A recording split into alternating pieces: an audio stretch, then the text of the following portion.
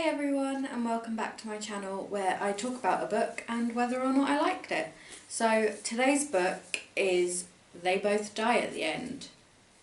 So I'll read the back of it quickly. On September 5th, a little after midnight, Deathcast calls Mateo Torres and Rufus Ametrio to give them some bad news. They're going to die today. Mateo and Rufus are total strangers, but for different reasons. They're both looking to make a new friend on their end day. The good news, there's an app for that. It's called The Last Friend, and through it, Rufus and Mateo are about to meet up for one last great adventure, to live a lifetime in a single day. This book is one of the best books I think I have ever read. So the basic plot of the book is there's these two teenage boys, Rufus and Mateo, and they both get a call from this company, I guess, called Deathcast. And this company knows when people are going to die on the date, like the day that they're going to die. They don't know exactly when or how, but they know that it's going to be the day.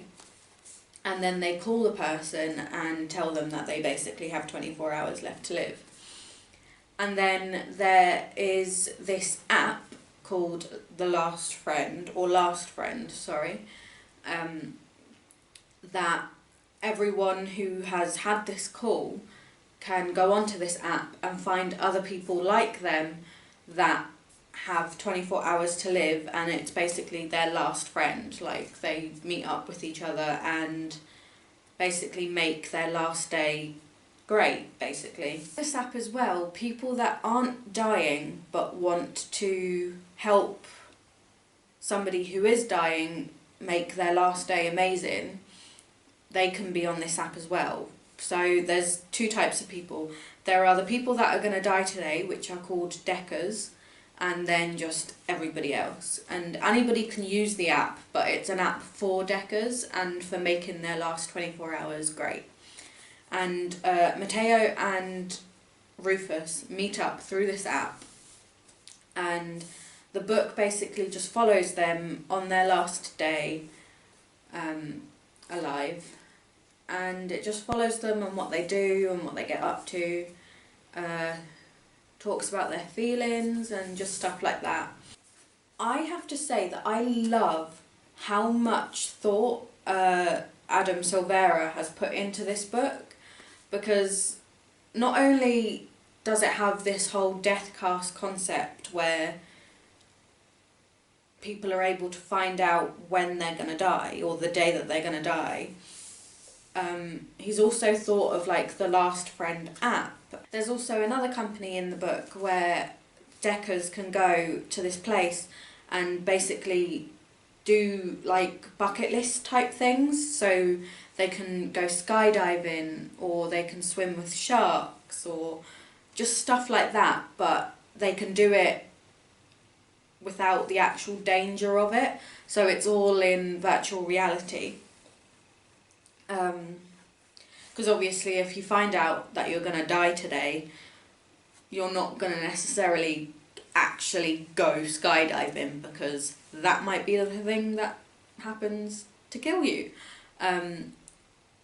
But you would go to a virtual reality skydiving, if that makes sense. So he's thought of that, but then also he's thought about things like with the Last Friend app. There's a whole couple of scenes in the book where Mateo and Rufus are on this app trying to find their last friend, and there's just people on the app that are just trying to take advantage of Deckers.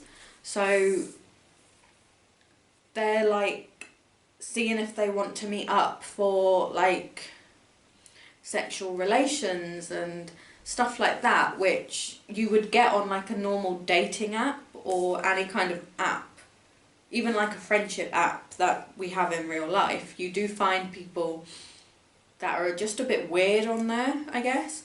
And he's thought about that. He's thought about how if this Last Friend app was an actual thing, how it could be used against people, if that makes sense, or people could try and take advantage of other people. And I just love how much thought he put into that, and there's a lot of detail, like little details that you wouldn't necessarily think about, but once you read them, it just makes it feel a bit more real. I don't know if that makes sense. I think it does. I absolutely love Adam Silvera's writing style. I will definitely be reading more of his books after reading this one, because yeah, this book specifically is just one of those books that you have to keep reading. It's a POV book with multiple POVs. So there's the POV of Mateo and of Rufus, and then there's some other random POVs throughout the book as well, of people that have also gotten the Deathcast call.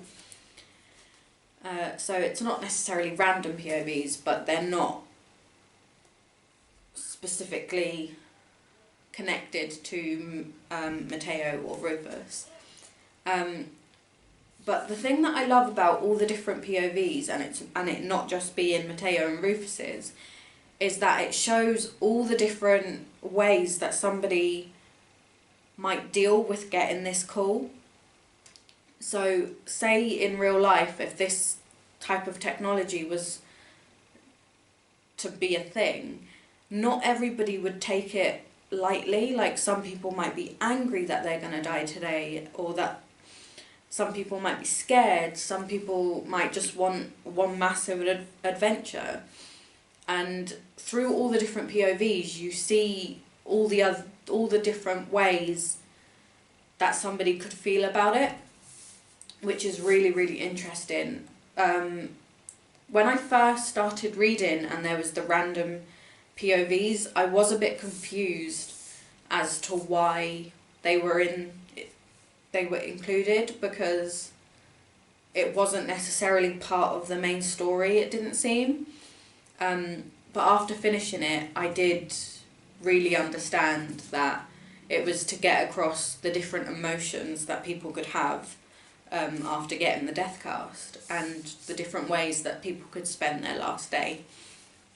The one thing that I have to say about this book is, basically, it is what it says it is, and just don't go into this book with an optimistic outlook, because that's exactly what I did.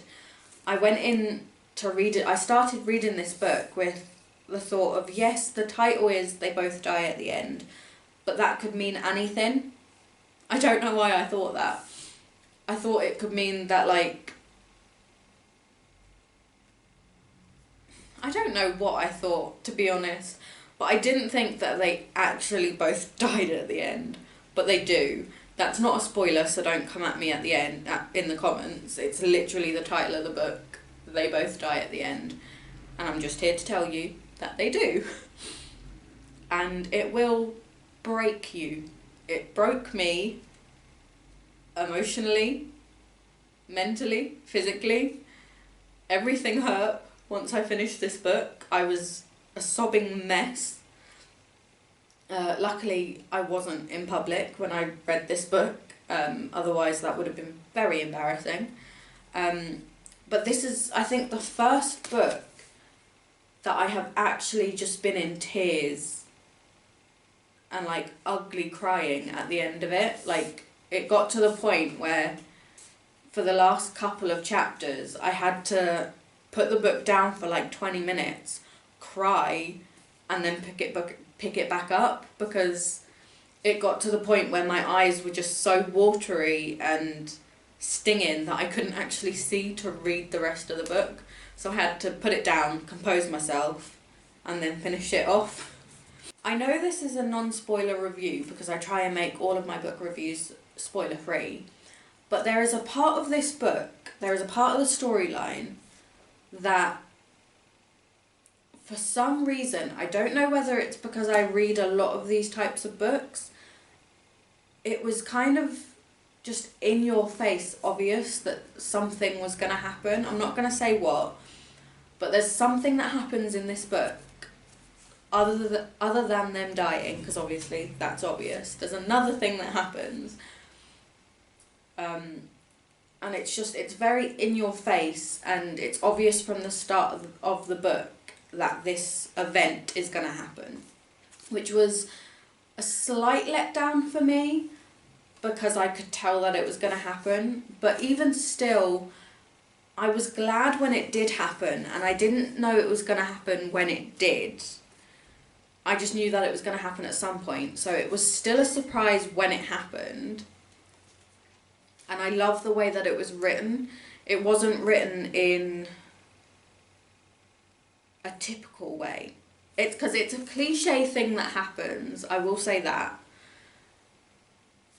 But it's not written in a cliche way, if that makes sense. I don't know if I'm making sense, I never do. So yeah, that's my only downside to this book, is that a part of the storyline is obvious. But even though it's obvious, it's written in a way that isn't obvious. So overall, I absolutely love the way that this book is written.